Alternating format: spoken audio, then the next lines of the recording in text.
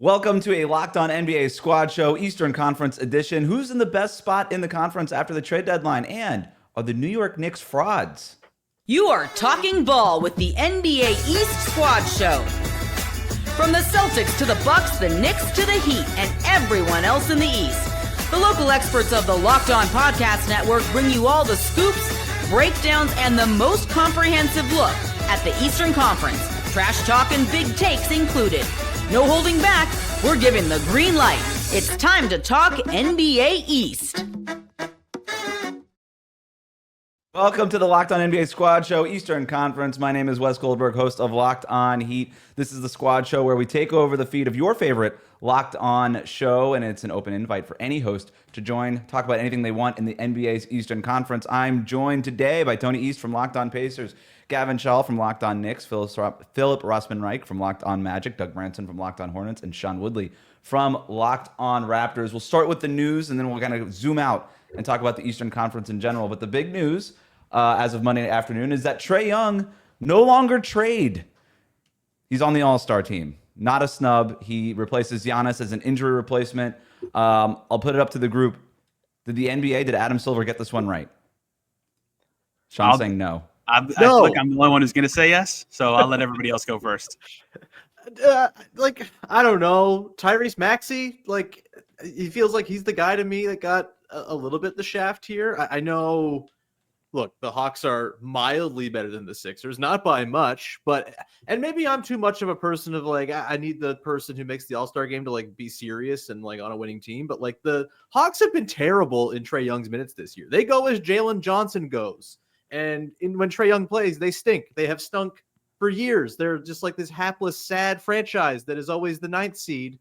And I'm just kind of sick of watching Trae Young play basketball. Tyrese Maxey is dragging a Sixers roster that without him is Wizards level bad when you factor in all the injuries to their other guys, and is 4th in the league in scoring. I'm not even so much he got an award scoring, but he's 4th in the league in scoring. That kind of feels like he should be an all-star to me. I don't have a homer pick. I don't have a Raptors guy I'm going to come and champion. I'm not here to say RJ Barrett should be there, but Trae Young, just kind of a loser basketball player to me, man. And I don't think the concept of him being a fun all-star player is really all that serious. He doesn't do fun things. He just throws lane passes and bricks 70% of his threes. So yeah, no, not for me. Tony, tell Sean why he's wrong, and he wants instead of the loser Trae Young, he wants Tyrese Maxey on the 20 and 32 Philadelphia 76ers instead. Yeah, true. Loser Trae Young. The Hawks have a positive net rating when he's on the floor. You said the Sixers are Wizards. Do it without Jalen Johnson. The Hawks are -8 without Trae Young on the floor and positive with him on the floor. He leads the league in assists on a team that is 24th in three-point percentage because no one on that team can make shots unless Trae Young passes them the ball. Trae Young passes them the ball to actually make the shot. It's actually amazing that he has the percentages that he has to me, given how much defenses actually focus on him. Trae Young is insanely good, and I will happily run those stats with Jalen Johnson for you just so I can prove the exact same point, that he rises the tide of the whole team offensively. They don't have a lot of good play finishers. They are 6.5 points better with Trae, no Jalen, than no Trae. So still very much a better team with Trae Young out there without Jalen Johnson. Obviously, Jalen Johnson is very good too. Yeah, Trae Young's amazing, and he makes a lot of subpar play finishers have the world's easiest shots because he's the only guy anyone on the Hawks guards. There's a reason he's averaging over 11 assists a game. I thought it was a no-brainer that it should be Trae, personally. Tyrese Maxey misses just as many shots as Trae Young. He started the season awful. If we're going to talk about guys who have no shooters around them, then I have to put the pitch in for my guy, Franz Wagner, who very clearly was on an all-star track before he tore his oblique and got injured. And just like Trae Young, the Magic are significantly better when Franz Wagner is on the floor. He's averaging 25 points per game. And obviously, he came back, only had 2 games under his belt when the reserves were announced. Since then, since he came back, in the 9 games since he came back, he's averaging 26 points per game, still shooting a pretty decent 45% from the floor on 21 field goal attempts per game. He's getting heavy usage, and the Magic are just a better team with him. And to cancel out the record, the Magic and Hawks have essentially the same record. They won't after tonight because they play each other, or they won't after Monday night because they play each other. But Franz Wagner was an all-star, if not for the injury.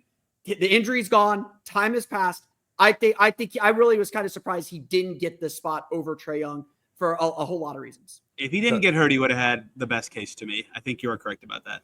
I'm curious I think if Doug Franz has a over Trae- local Wait a pick. minute. Wait a minute. Quick question for everyone.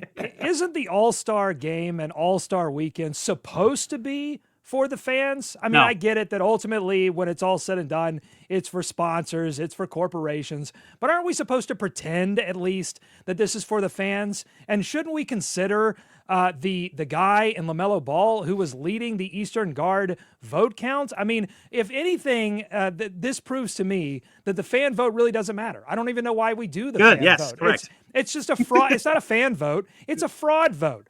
I mean, LaMelo Ball is scoring 28 points per game. Forget 25 points per game. He's scoring 28 points per game. And more than that, the Charlotte Hornets are a dreadful team without him offensively. They are at least a passable team with him offensively. In fact, they're almost 11 points better, points per possession on offense with LaMelo Ball on the floor, 8 points overall better as a team when he's on the floor.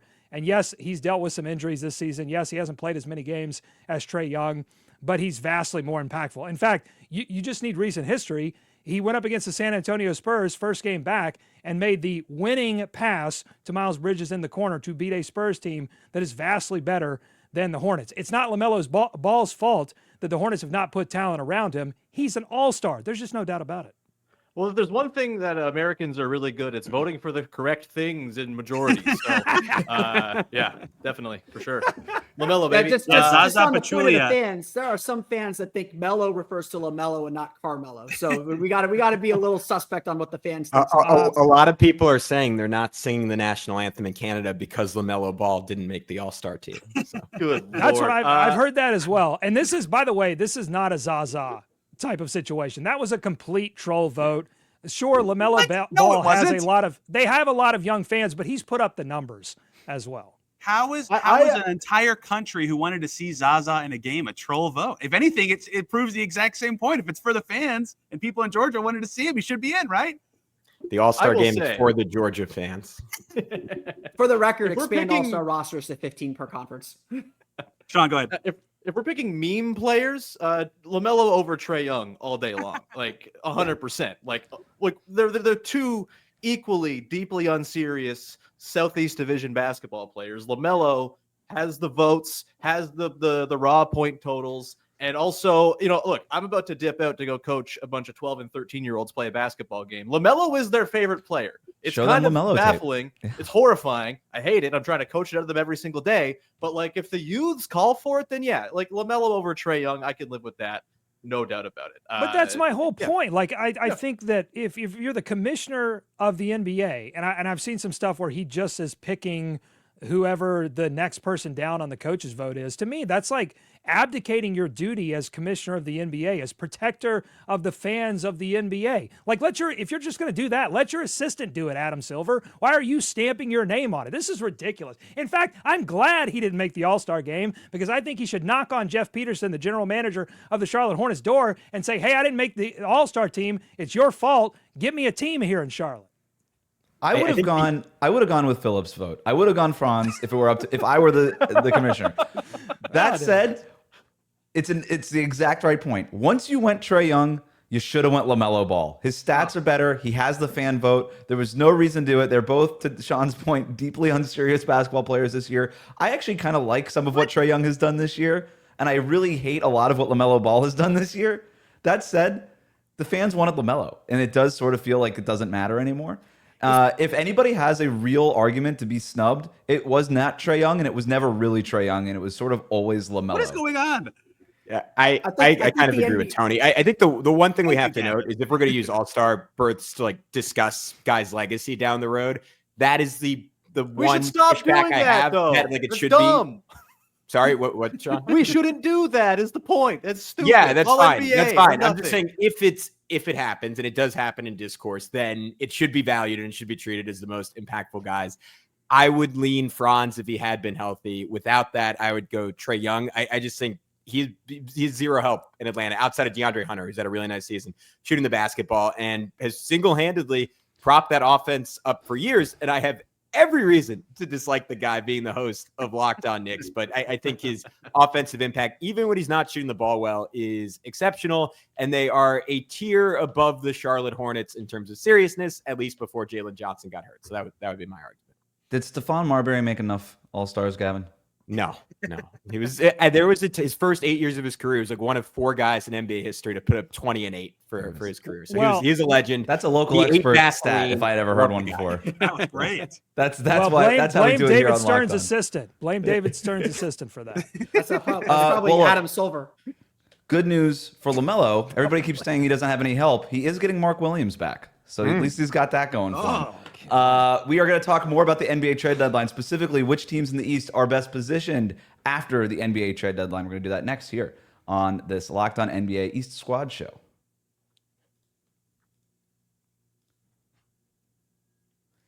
Today's episode is brought to you by Open Phone. Running a small business means you're wearing a lot of hats. Your personal phone becomes your business phone. Before you know it, you're juggling customer calls day and night. As your team grows, it becomes impossible to manage everything with just your personal number. That's why Open Phone comes in. It's the #1 business phone system designed to help you keep your work and your personal life separate. For just $15 a month, the cost of a few coffees, you get complete transparency and visibility into everything happening with your business phone number. Open Phone works through an app on your phone or computer and integrates with tools like HubSpot and hundreds of others.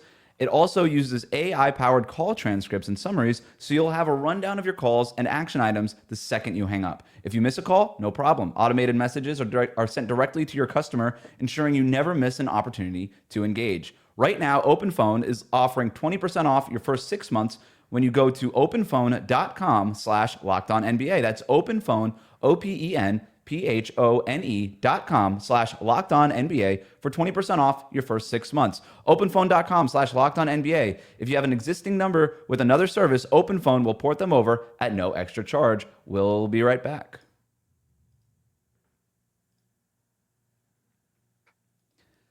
All right, thanks for making Locked On NBA your first listen every day. We have an NBA show for every team. We're talking with the Eastern Conference squad right now. Post-NBA trade deadline, now that it's sunk in, we've had half a week now to really kind of see where everything lands and kind of get our takes in order here. What team do we think is in best position after the trade deadline? What team helped themselves in the Eastern Conference at least? So we don't have to talk about the Lakers because everybody else is doing that. What team in the Eastern Conference at least has helped themselves the most at the trade deadline? Can I say the world's most boring thing? The Washington Wizards just had an awesome trade deadline, even though they kind of suck. They got so much good stuff for like not good players. I know that they're going to be awful for the rest of the year, but getting an extra first with Marcus Smart, trading away players like Jonas Valanciunas for real value along the way. It's so easy to be sellers, right? They don't deserve like a ton of credit for just trading good players for worse stuff, but they did a really good job of reorienting. They got real things for Kuzma. He's been terrible this year. I actually think the Wizards increased their position long-term better than maybe anyone in the East, even though this year it's going to be so painful to watch the rest of their games. If we're doing winners and losers, is Chris Middleton the biggest loser though of the trade deadline? It's going to be so weird. The Wizards' first game out of the break is against the Bucks, and that's probably going to be his debut. That's so goofy. Yeah, he is definitely the biggest loser. How do you trade a franchise legend away in that kind of trade, even though maybe you could squint and say he's too hurt this year? That was painful, man. I mean, does anyone like what the Bucks did at all? No. Yeah. I mean, I'll defend Milwaukee a little bit because Chris Middleton was just really unreliable. Like they just couldn't, he just wasn't available. And most of their playoff failures over the last, since winning the championship, have been Chris Middleton. We're fine if Chris Middleton's there, but Chris Middleton's not there. And he kicked the Pacers' tail last year in this very building. Yeah, exactly. So like if you're Milwaukee, yes, it hurts to give away a player. And I think when healthy, Chris Middleton probably helps you more than Kyle Kuzma does. The problem is Chris Middleton is never healthy at this point, and he's just kind of at the stage of his career where you're managing an injury and hoping he's available in the playoffs. And Milwaukee's postseason fortunes the last 2 years especially have gone with their injuries. They just haven't been healthy in April. So does Kyle Kuzma help them win a championship or get them to a championship this year? Probably not, and he probably never does, but at least gives them something so that on the off chance Giannis and Dame make it through the playoffs without dealing with an injury, they at least have someone that can do something for them, and maybe that's enough to get them over the top. Yeah, I do think it's unavailable. Sorry, Gavin. Unavailable Chris Middleton, available Kyle Kuzma. I think I prefer the unavailable Chris Middleton.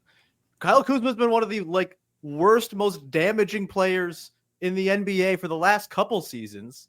He's just like we're going back to meme players. He's like a worse version of the meme players we were talking about. Is there anybody here that can defend Kyle Kuzma, longtime NBA player, former NBA champion, Instagram influencer Kyle Kuzma? Is there anybody that will defend him? The guy that existed with the Lakers is kind of exactly what the Bucks need, right? But we haven't seen that player in 5 years, right? Yeah. Go ahead, Gavin. A lot of that's ecosystem too. Like Washington needed him to be the star, and he is not a star. We know that. We always do that, but they needed him to take 20, 21 shots. He was within an offense run by Jordan Poole.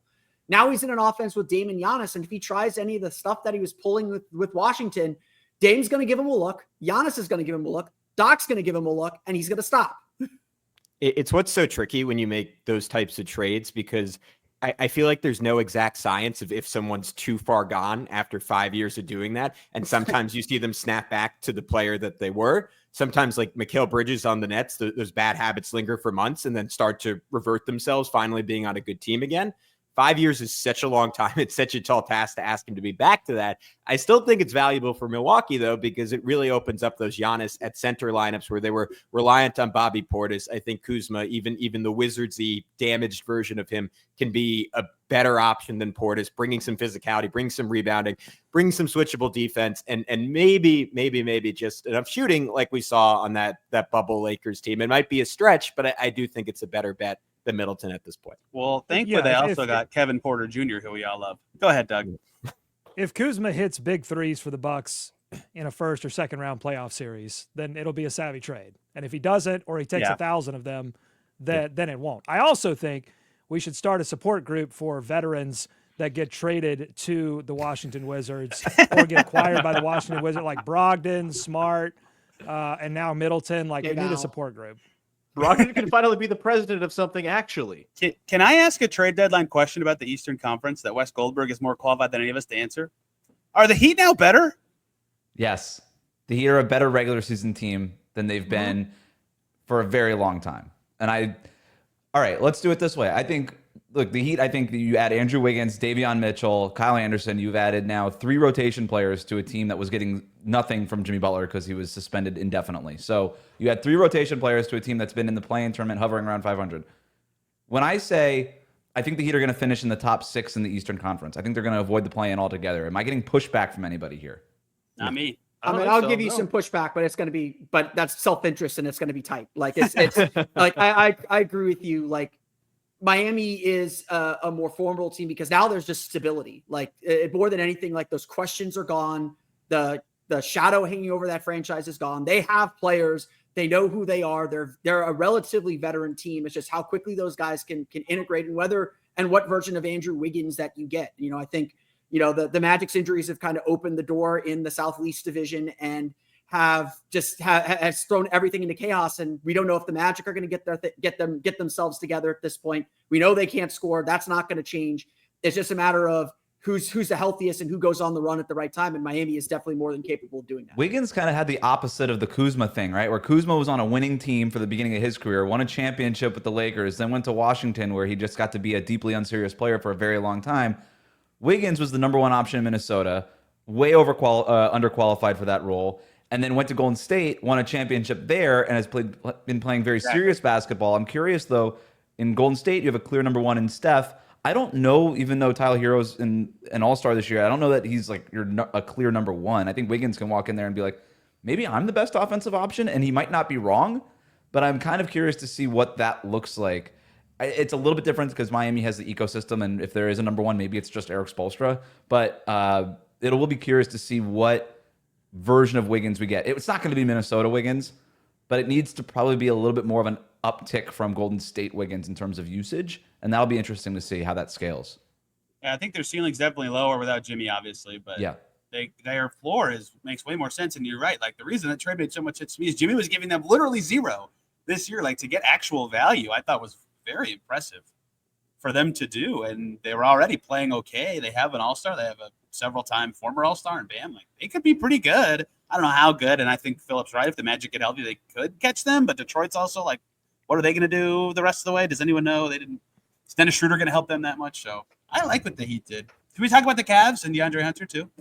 Well, we're not think talking they're about big the ones. other biggest trade in the Eastern Conference, Brandon Ingram to the Toronto Raptors, making that. We can talk about that next non-play-in year push. when it's going to matter more.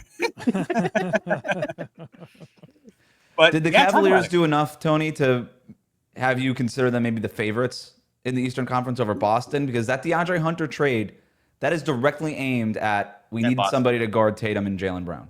Yeah, the Celtics responded with Torrey Craig. The arms race is heating up, baby. Yeah, it's interesting because. So I'll say this first. Like, I'm probably lower on DeAndre Hunter than most people, but he is very good this year. Like, he makes the shots, right? Like, that's very important. And the Cavs needed more of what he can do than, like, now that Ty Jerome's good, they don't need Karis LeVert as much, right? And he's huge. You can't just, like, 6'9" guys don't just appear. So they're definitely better.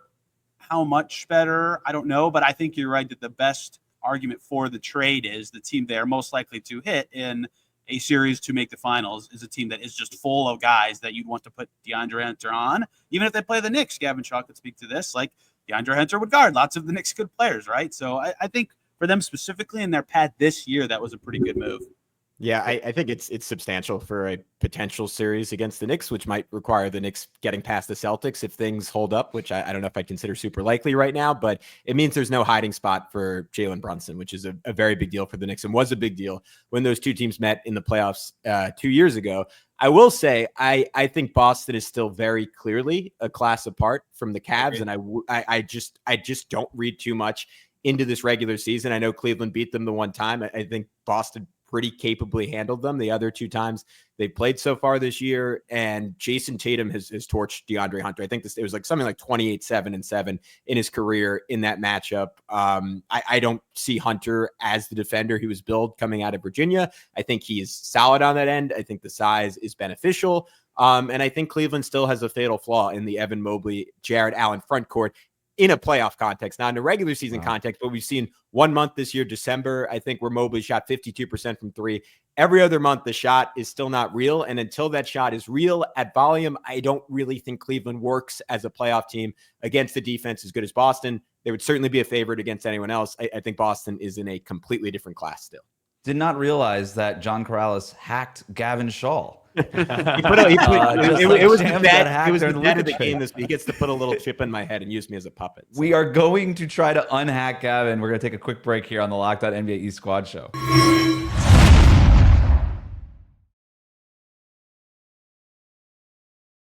Back here, Locked On NBA East Squad Show. Thanks for making the Locked On NBA Podcast Network your first listen every day. Gavin, are you back to covering the Knicks now, or are we still doing Celtics propaganda on behalf of John Corrales? No, I got hacked back. I'm good. Hacked back. Yeah. You raised an interesting point before we started recording here.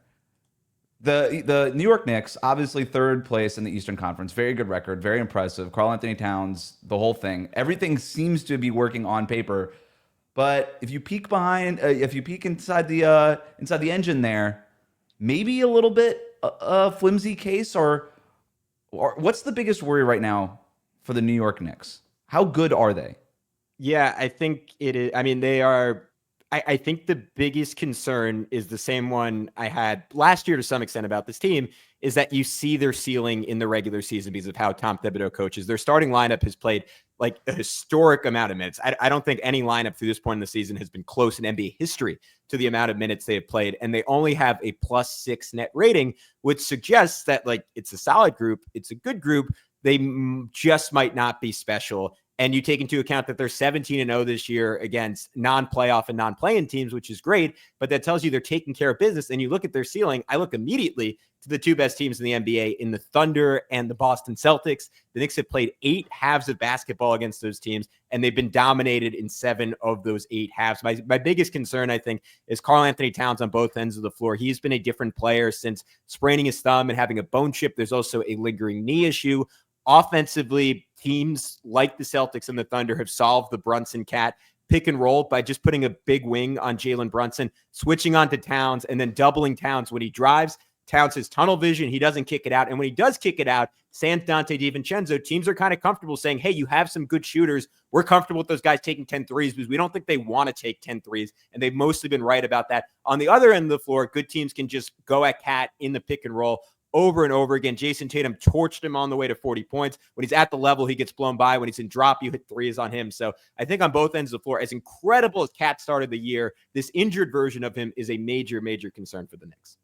Philip, it sounds like your team might be uniquely positioned to beat the Knicks in a potential playoff series, given everything that Gavin just laid out. Like, they have all of those elements. You'd think so, and there is something to that, and obviously, like, the Magic and Knicks completed their 4-game series. They didn't have Paolo and Franz for any of them. They had Franz for only, I think, one of those games. The Magic have had some success against New York in the past, but not this version of New York. I think where Orlando tends to struggle is against teams that have stretch fives, because they can't keep, Goga Batadze or Wendell Carter, or in some cases, Jonathan Isaac near the basket. And they lose some of that size advantage. They can guard the perimeter, but they're very much we're going to put you in tight spaces and kind of surround you kind of defense. And New York, I think this year especially was really good in the matchups against Orlando, because Orlando did play them a few times when they were playing well before they really kind of hit this trough that they're in.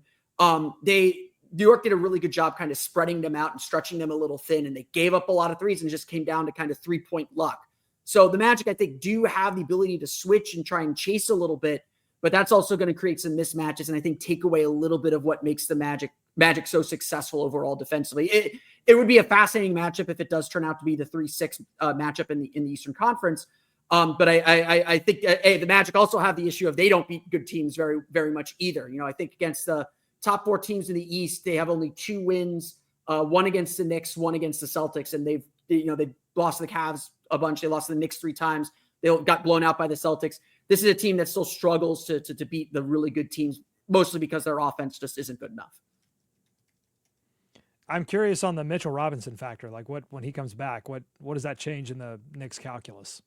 I'm really excited about him. I love Mitchell Robinson, even though he breaks your heart, and Joel Embiid breaks his ankle, so that hurts you. But I'm excited about it. I think the issue is the highest ceiling version of the Knicks is Karl Anthony Towns at center, right? That's the special offense. That's the team that theoretically, if Towns irons out those kinks and the Knicks find enough shooting, like, can score with the Celtics, can score with the Cavs. And with Mitch, you become a different team. And against Boston specifically, I don't know if he's really equipped to guard Kristaps Porzingis 27 to 30 feet away from the basket. I do think if he's healthy, which is just an incredibly large if, he substantially raises their floor. And you have a template very similar to how Minnesota succeeded with Towns and Rudy Gobert, where they could be an elite defense. They would be a historically good rebounding team with that duo. And because of Jalen Brunson's ability to operate and excel and stay efficient in tight spaces, I think they could still have a very good offense. That might be the likely best version of this team this year. I just think long-term, it is not the vision of a version of the Knicks that can win a championship. Well, it sounds like all of your concerns are playoff concerns. Yeah. And I know that you have a tremendous amount of respect for the Boston Celtics, clearly. But is there another team in the East that is this a Knicks versus Celtics concern that you're raising, or is this a Knicks versus also other teams in the playoffs concern that you have? I mean, I think the Cavs would be a toss-up, is even though maybe I disrespected them by saying Boston's in their own tier, but I do think Cleveland is just an exceptionally good team, and DeAndre Hunter irons out their outside of the 2 big situation, their other biggest question to me. So I think on talent, that's a toss-up. I just have some lingering confidence from the way the Knicks decimated them 2 years ago, and then no, there's no one else in the East that particularly concerns me if the Knicks are healthy.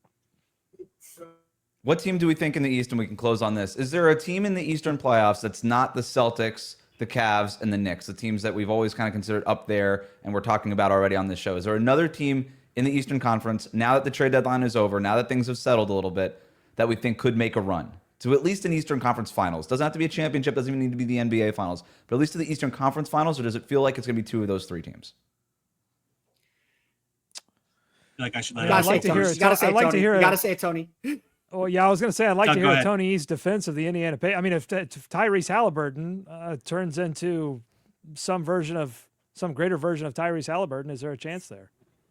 Yeah, I mean, they can beat anybody, right? They have this year already. You can look. They can lose to anybody. That's been the problem, right? They can beat anybody. They can lose to anybody. That's what I was about to say. They currently, right this second, have a better record against above 500 teams than below 500 teams. Well, good for the Pacers. The below 500 teams don't usually make the playoffs. They'll be out, right? So great point. I think they would say, and they'd be right, that in a series they've shown they can hang with anybody, right? But they also had injury fortunes last year. I think they would have probably beaten the Bucks. Even if Giannis played, they smoked the Bucks in the regular season all the time last year. But the Knicks, obviously, that series was trending differently until injuries really came for New York. So Pacers can do it. I think if Giannis is healthy, the Bucks can do it, right? But I don't know if I think anybody else has that kind of ceiling to do that.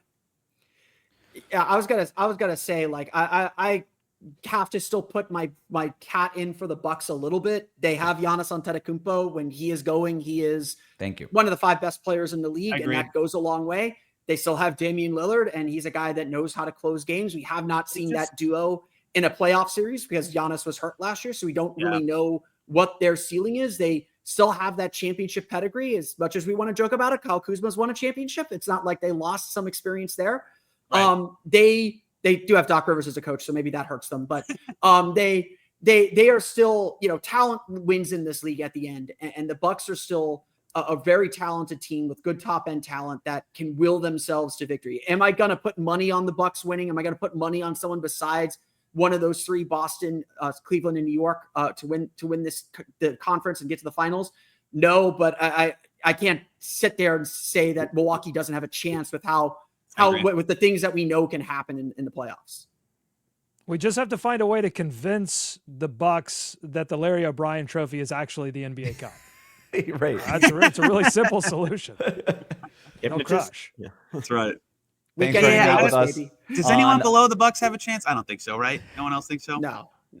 I mean, it's Miami. I'm not going to say that Miami doesn't have a chance at anything after so many years. But Jimmy's not there anymore. So. Playoff Davion Mitchell? The only team that I would throw in there is the only team that I would throw in there is like an Atlanta Hawks, like crazy. Where did they come from? Is the Detroit Pistons. I mean, with Cade Cunningham playing as well as he's played, I mean, I think you just got to keep one eye. I'm not keeping both my eyes on them. I'm keeping one eye.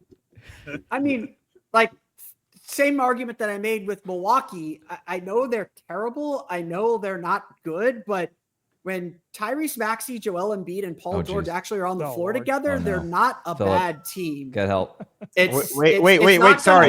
You said when they're on the floor together? When is that? When does that happen? It hasn't happened yet. It hasn't happened very much. But wait, it's gonna happen in the future. Has anybody seen Paul George? Hold on. Someone's got to win the 10 seed, guys. Someone has to want it. Chicago doesn't want it. No, the problem with the Sixers is not that the big 3 doesn't play together very often. It's when they do, they look like they're almost about to fight each other. Like there's nothing about that whole thing. There's no other players works on the roster. That's the problem. Right. Well, we all avoided fighting each other here on the Eastern Conference Squad Show. How's that for an outro segue? Thanks for hanging out with us on Locked On NBA. Being an everydayer and listening every day, we have a daily Locked On show that covers your team. Check the link in the description to find the show that covers your team every day. Enjoy the games tonight.